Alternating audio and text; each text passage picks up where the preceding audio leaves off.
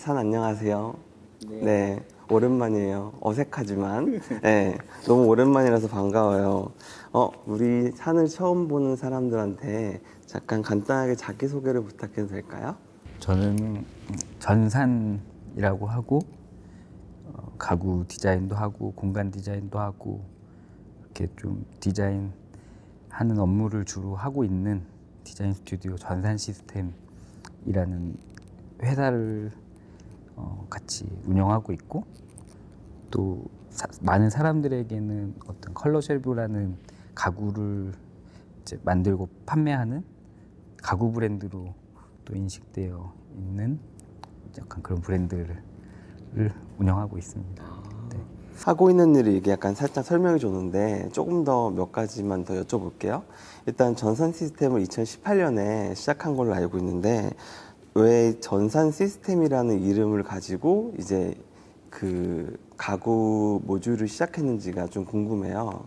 일단 전산 시스템이라는 이름은 장난처럼 지은 거긴 한데, 대학교 4학년 때부터 약간 클라이언트 작 같은 걸 했었는데, 일을 하다가 어쨌든 졸업하고 나서는 이제 세금계산서를 발행해 줘야 되는데 그걸 사업자 등록을 했어야 돼서 어쨌든 이름만큼 신뢰도 있는 건 없으니까, 그래서 고민을 하다가 그때 좋아하던 팀이 이제 장영애중공업이라고 미디어 아트 팀이 있었는데, 저런 이름들이 되게 무겁지도 않으면서 뭔가 이렇게 이름 뒤에 뭔가 제조업이나 어떤 그런 하는 행위 같은 게 약간 붙는 게, 그래서 이제 고민하다가 전산 시스템이라고 그냥 일단 시작을 했던 거고, 근데 그때 지을 때는 어떤 브랜딩을 생각했던 건 아니고 어차피 저는 전산으로 그냥 활동하는 거였고, 그냥 사업자 등록증을 서로 주고받을 때만 전산 시스템이라는 게 노출되는 상황이었으니까 이름 짓는 거에 대해서 중요하게 생각했지는 않고 지었던 것 같아요. 사람들이 시스템을 약간 오인하기도 하는 전산 시스템 대표적인 컬러 쉘브에 대해서 잠깐 설명을 부탁해도 될까요? 컬러 쉘브는 뜻하지 않게 이렇게 제품화가 된 건데, 처음에 이 쉘브를 디자인하게 된 계기는 어떤 인덱스라는 서점의 클라이언트 잡을 할 때의 일인데, 스스로 세운 미션이 어쨌든 어떤 책을 수납하는 장 위에다 놓고 쓰는 또 작은 단위의 서랍, 이렇게 책장 같은 거여서, 그리고 저게 이제 상판 위에 있다 보니까 뒷면도 모양을 잡아야 된다고 생각을 했어요. 대부분 비용 절감 같은 걸 하기 위해 뒤에서 피스를 받거나 타카를 쏘거나 하는 식으로 제작을 하는데, 그렇지 않고 좀 뭔가 뒤에 모양도 생기면서 껴맞추는 구조를 통해서 뭘 만들어 볼 수 있지 않을까 해서 이제 디자인하게 된 게, 저런 구조가 어떤 이렇게 튀어나오고 들어가면서 재료들이 끼어 들어가서 완성되는 그런 가구로 만들게 된 게 좀 특징적인 디테일을 갖게 된 거고, 그래서 이제 10mm씩 들어오고 나가고 그런 턱들이 생겨난 거고, 칸칸이 보이는 게 눈에 두드러지니까 저게 시스템 가구인가 보다 하고 사람들이 자연스럽게 생각을 한 부분이지 않나 싶기는 하고. 얼마 전에 그 개인전을 열었더라고요. 네, 그래서 그게 첫 개인전이라고 들었는데 개인전을 여니까 어땠어요? 개인전을 준비하면서 기획자분이랑 대화도 하고, 기획자분이 보는 또 전산의 모습, 그리고 전산이 보는 전산의 모습, 뭐 이런 것들을 스스로 약간 점검하는 의미가 있지 않았나 하는 생각이 많이 들었고, 그걸 하면서 이제 뭐 물론 지금 새 작업을 하는 것도 중요했는데, 저한테 개인적으로 중요했던 건 전산이라는 사람이 지금 어떻게 의도적으로 흘러온 부분은 어떤 거고, 의도치 않게 흘러와진 부분은 어떤 거고, 그래서 지금 난 어떤 상태고, 내가 보는 내 상태는 어떤 상태고, 다른 사람들이 보는 내 상태는 어떤 상태고, 이런 것들을 좀 너무 바빴어서 그동안은 그냥 흘러가는 대로 막 대응의 연속이었는데, 조금 더 거리를 두고서 이제 그 부분에만 집중해서 이제 저를 보게 되니까 그 시간이 되게 저한테는 의미가 있었어요. 개인적으로는. 그래서 뭐 예를 들면 사람들이 아는 내 모습과 내가 보는 나의 모습은 괴리가 되게 있다라는 것을 알게 됐고, 그래서 나는 이제 그 괴리를 좀 좁혀가고 싶은데 어떻게 해야 될지 뭐 이런 질문을 스스로 시작하기도 하고 이제 그런 갭을 채우는 게 다음 작업이었으면 좋겠다라는 실마리 같은 것도 좀 생각하기도 했고 그런 부분에서 개인적인 의미가 있었고 함께 일해준 사람들도 한 3년 뭐 4년 옆에 같이 있어줬고 그러니까 이런 사람들과의 어떻게 왔고 앞으로 우리는 어떻게 했으면 좋겠고 약간 이런 것들도 돌아볼 수 있는 계기였던 것 같고 혹시 작업을 하면서 특별하게 중시하는 부분이 있을까요? 그런 거 너무 많은 것 같은데 따라하지 말아야지 못 부리지 말아야지 꼴값 떨지 말아야지 뭐 이렇게 그런 것들이 주로 있고 낭비하지 말아야지 오버하지 말아야지 뭐 그런 것들은 지금은 다 말아야지잖아요. 네. 뭐 해야지는 뭐예요? 잘해야지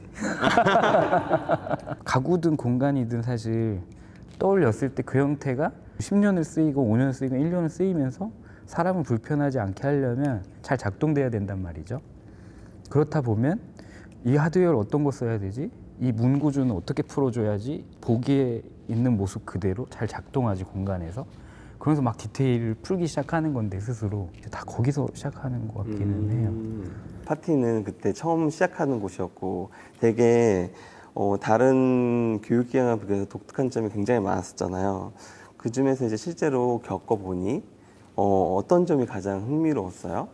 가야겠다 저기 가고 싶다 라고 하는 거는 안 선생님 말이 아직 기억이 나는 게 대안학교 학생들 되게 사람 좋다 라는 소리는 되게 많이 듣는데 자기는 그거에서 얘네들은 어딜 가든 일 잘한다 라는 소리 듣게 하겠다고 했던 게 저는 되게 꽂혔거든요. 저는 되게 쓸모 있는 사람이고 싶어 했거든요. 계속 어렸을 때부터 왠지 모르게 그런 강박 같은 게 있었나 봐요. 되게 사회 이바지하고 싶고 쓸모 있고 싶고 막 세상을 바꾸고 싶고 그런 생각이 되게 컸었는데 딱 그 말에 딱 반응을 해서 갔던 거고 실제로 갔을 때 이제 저한테 영향을 많이 줬던 학교에서 뭐 그런 기억 같은 거는 권태 선생님이랑 되게 가까이 지냈던 것 자체가 이제 저한테는 되게 매일매일 수업 듣는 그런 되게 도제식으로 하는 경험이었어서 너무 좋았고 그게 되게 저한테 큰 기여를 했다고 생각을 하고 있고 권태 쌤한테 같이 있으면서 배우고 이제 약간 습득하고 그 다음에 또 가르침을 받고 아니면 혹시 깨닫고 이런 것들 여러 가지 경험 중에서 산이한테 어떤 영향을 제일 많이 미친 것 같아요? 권태 선생님은 되게 대단한 분이라 되게 복합적이거든요. 저는 학교 다닐 때 사실은 김권태 실장님이라고 저장을 해놨어요. 여기에. 핸드폰에. 저는 애들이 권태쌤 하는 것도 되게 싫었어요. 지금도 그런가? 그러네. 김권태 실장이라고 돼 있잖아요. 이게 3학년 1학기 때 딱 그냥 진로로 이쪽으로 약간 가구 디자인 쪽, 공간 디자인 쪽으로 정하면서 마음을 먹으면서 핸드폰 바꿨어요. 권태 쌤. 김권태 실장이라고. 근데 그러니까 실장은 아닌데 그냥 혼자 저 사람은 내 실장이고 난 저 사람한테 배울 거고 그러니까 혼자서 막 그냥 이렇게 한 거예요. 저 사람이 내 그러니까, 사수고 저 사람 그러니까 마음가짐 같은 게 달라요. 이렇게 교수님, 선생님이라고 하는 거랑 실장님이라고 하는 거랑 그러니까 제 태도가 제 책임감이 달라지거든요. 그죠. 약간 그런 그 실에 그 팀에 있는 팀원으로서 조금 더 뭐랄까 현실 감각이 있게 하게 되는 게 있었던 것 같아요.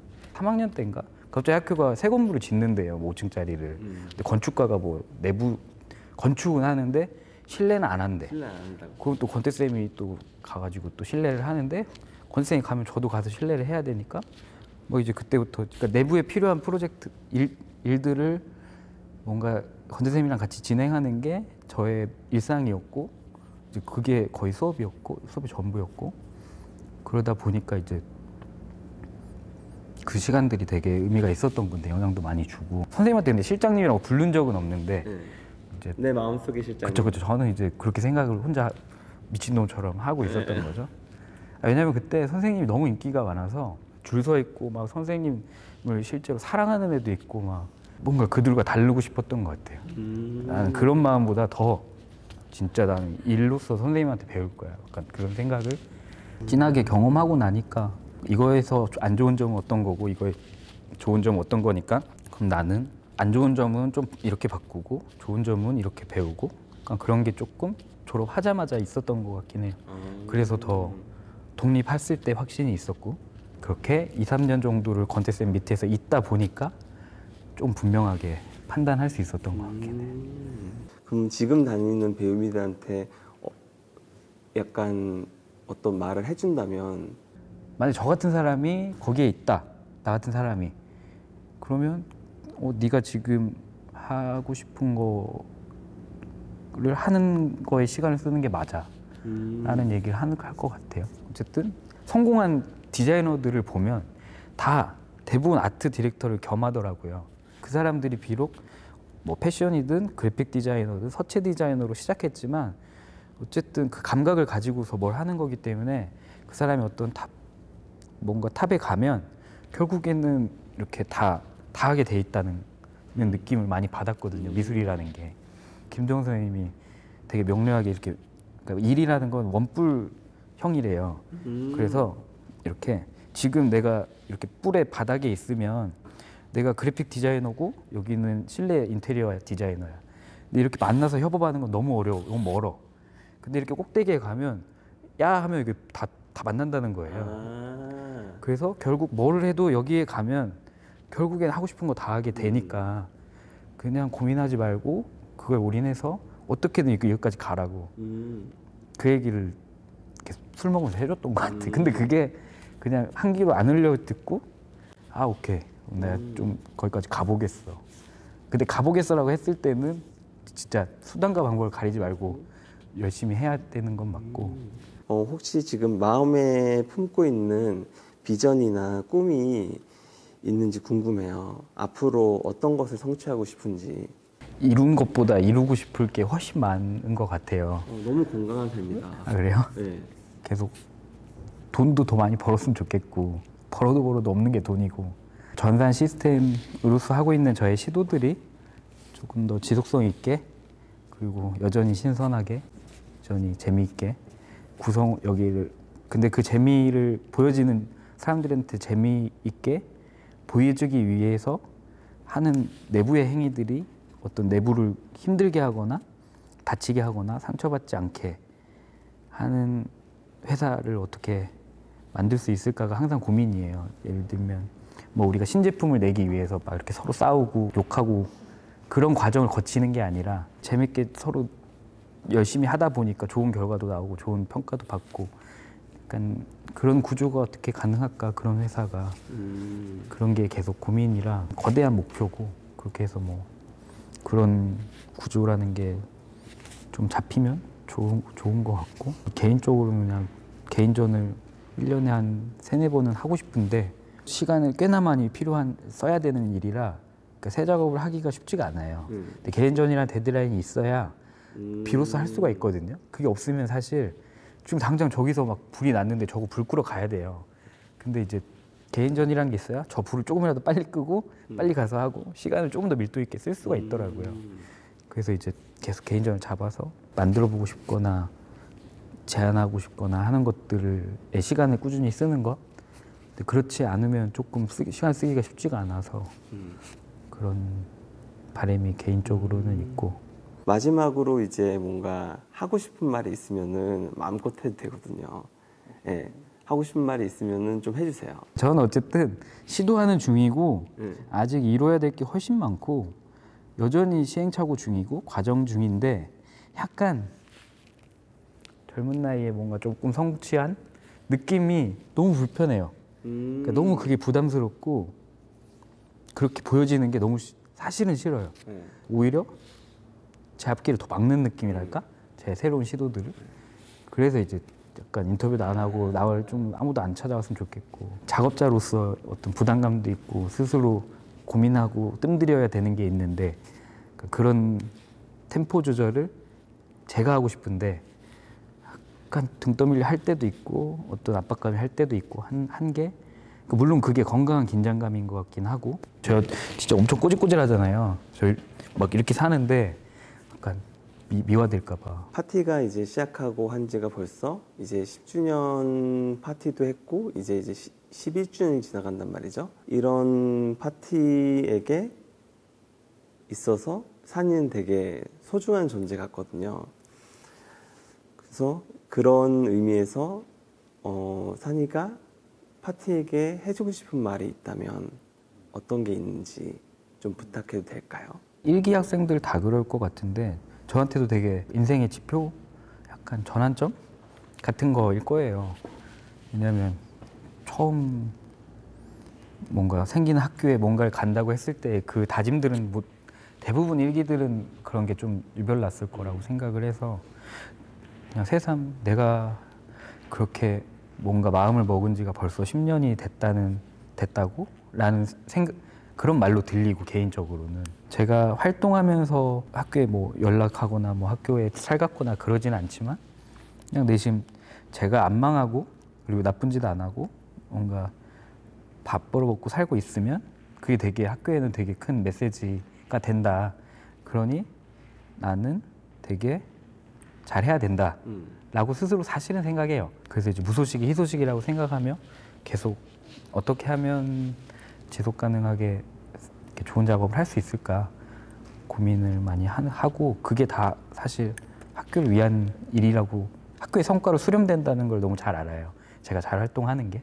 그리고 제가 어떤 선택을 하는지에 따라 이 학교가 추구했던 어떤 가치 같은 게 있어요. 자본을 쫓는다기보단 어떤 디자이너로서 삶의 구성원으로서 어떤 인류의 적인 사회적인 가치를 창출해내는 약간 그런 선택들을 할 때 사실 학교 생각을 가끔 하긴 하죠.